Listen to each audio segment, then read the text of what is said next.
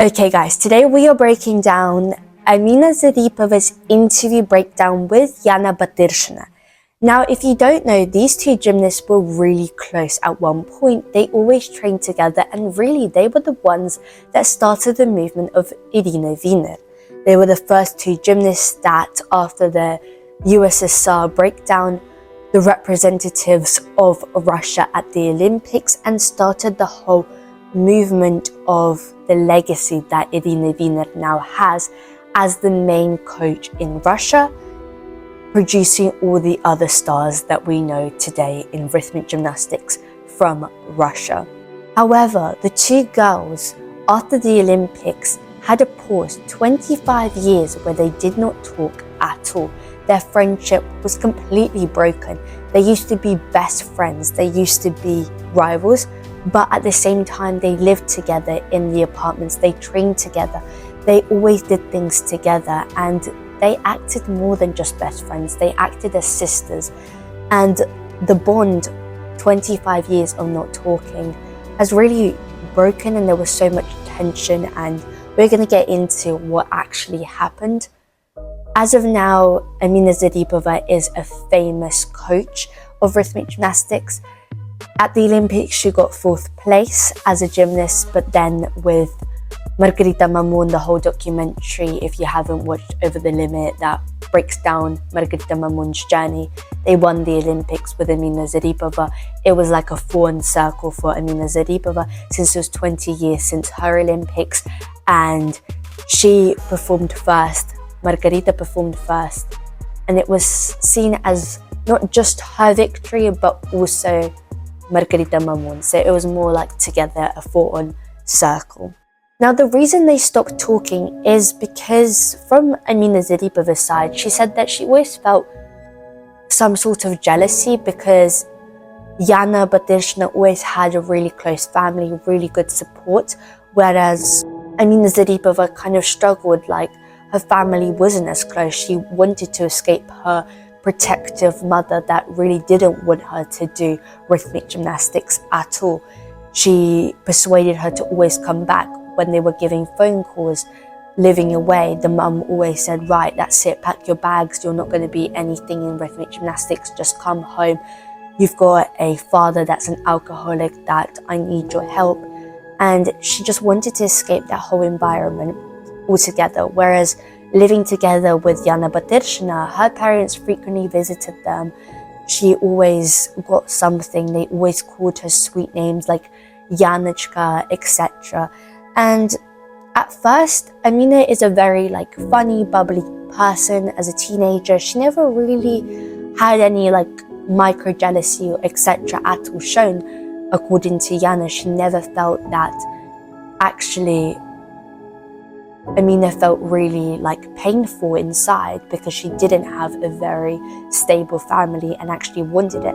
But even Amina didn't even notice it until years had passed, and she actually only fully processed that yes, it was because the family bond was really strong and she didn't have that, so she felt like she couldn't be that. But she always treated Yana Batyrshina's family as very close to her and like a second family essentially.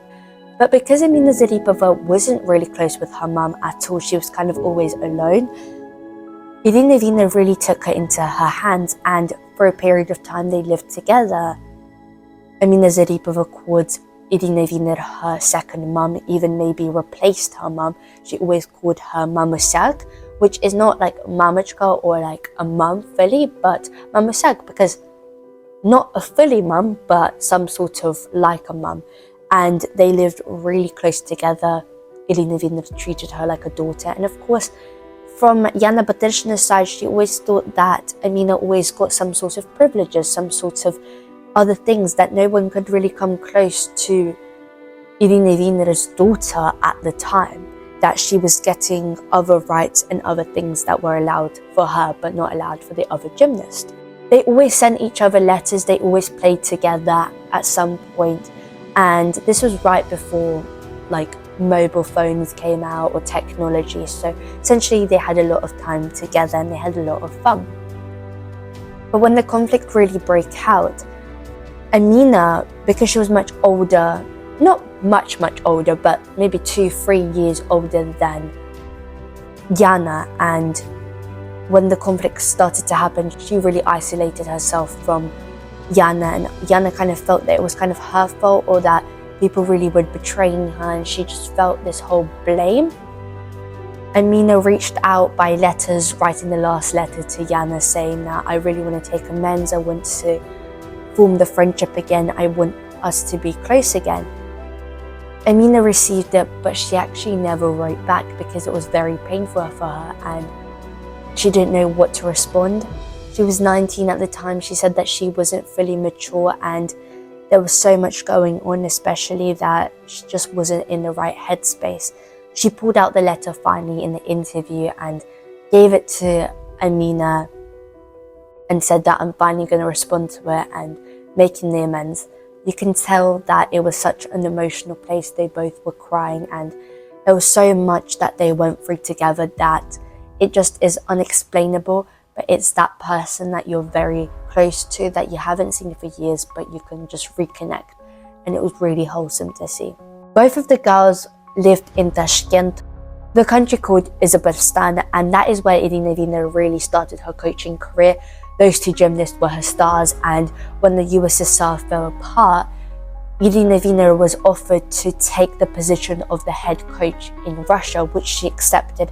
She took her two stars to Moscow. Now in Moscow they found it really hard because at the time when you think of the Russian gymnast, you think of blue eyes, blonde hair, really tall gymnasts, skinny, and they were really skinny, but they were completely different. They were more like brown-eyed, brown-haired, more on the darker side, and a lot of people were calling them monkeys, that they thought that they were just came here out of nowhere and taking first positions and placing first. They were treated and bullied a lot. While that was also going on, the decision was that they would leave their home country, leave their families and stay in Novogorsk, which is a whole training camp, rhythmic gymnastics famous gym, and also other homes to football players and hockey players, swimmers, and they lived in these apartments together. They shared a room. At first, Yana felt like she couldn't leave her family. She was so young, she was 12 at the time. She really didn't want to leave her family. She was very much homesick. Amina was ready to go and explore, ready to leave her home, ready to prove to her mum that she was able to sustain herself in rhythmic gymnastics and build really good results. And she never was afraid of that. She adored Irina, obviously idolized her, treated her as a mother figure and a person from God, but also they had a lot of conflict, like a mother and daughter.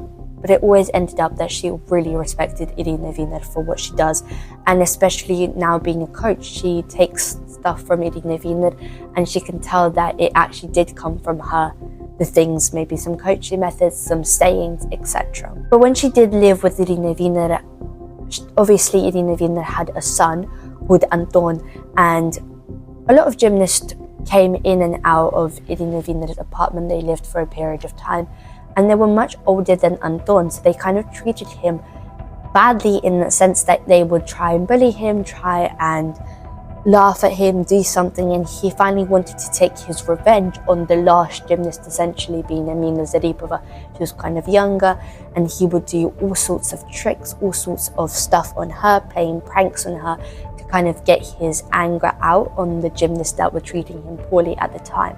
At the same time, after finishing her career, Amina Zaripova didn't actually want to become a coach first thing.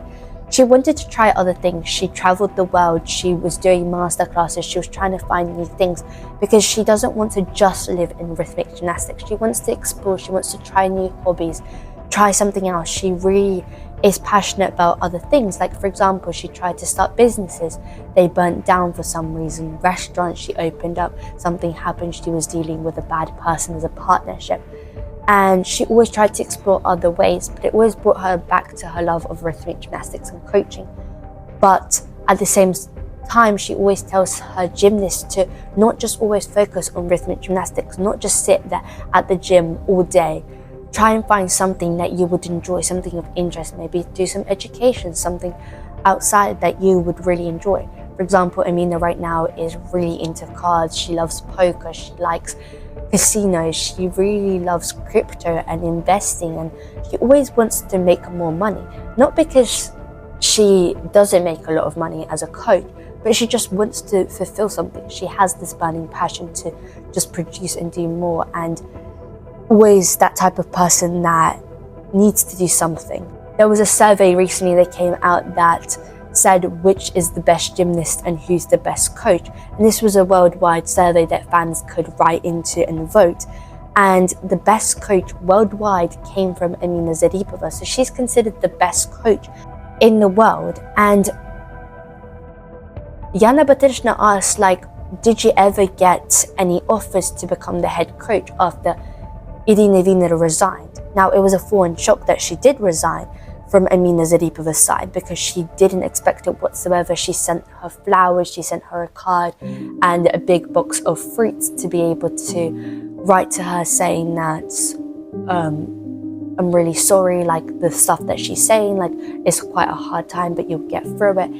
And the love that she hasn't really talked to Irina for a very long time, since leaving Novogorsk and training in different clubs and working abroad, etc. But she said that she would never take the position if she did offer to be the head coach in Russia, because it's so much responsibility, there's so much pressure, there's so much expectation that she doesn't think she's ready for, and there's a lot of risk. Now, she got offered last year to be in the contract in China to work in individuals alongside Anastasia Bliznyuk. I did a whole interview breakdown with her that you can check out. She is the representative for the national team as a group in China, whereas Amina was more for the individuals and worked there. But she worked for the contract for 1 year. It was very strict rules, but she tried to adapt it. Didn't really enjoy China that much because it's very conservative, very closed country, and there's a lot of rules, a lot of obligations. She didn't feel the freedom. She really wants the freedom. And then upon that, she kind of finished her duties off there, returned back to Russia, to her kids, to her home, and then soon she got offered a contract from Italy to work with Sofia, Raffaeli, and the whole club.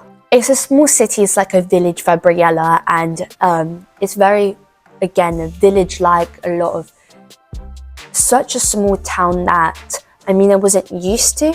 At first, she was kind of skeptical, didn't know whether she wanted to do it or not, but in the contract, she specified that the girls would want to train in Russia. She said that she wants to move in Russia and also train in Italy. So the club is very much a private funded club. It's not anything federation like. All the parents invest all the travel and the money to be able to travel to Moscow, to Novogorsk and train. She said that it's a really good opportunity for the Italian girls to be able to visit other countries, to also train in the national team in Russia, to be able to see how the other girls are training, but also for the other girls in Russia to be able to see what the top talent is training, because Sofia Raffaeli is top 3 gymnast in the world, and it's a good experience. But also, upon taking the offer, she didn't accept it at first because there was a massive good coach for Sofia Raffaeli, but the coach got offered to work for Israel and left the club, so they were really asking for Amina Zaripova to fill in the position.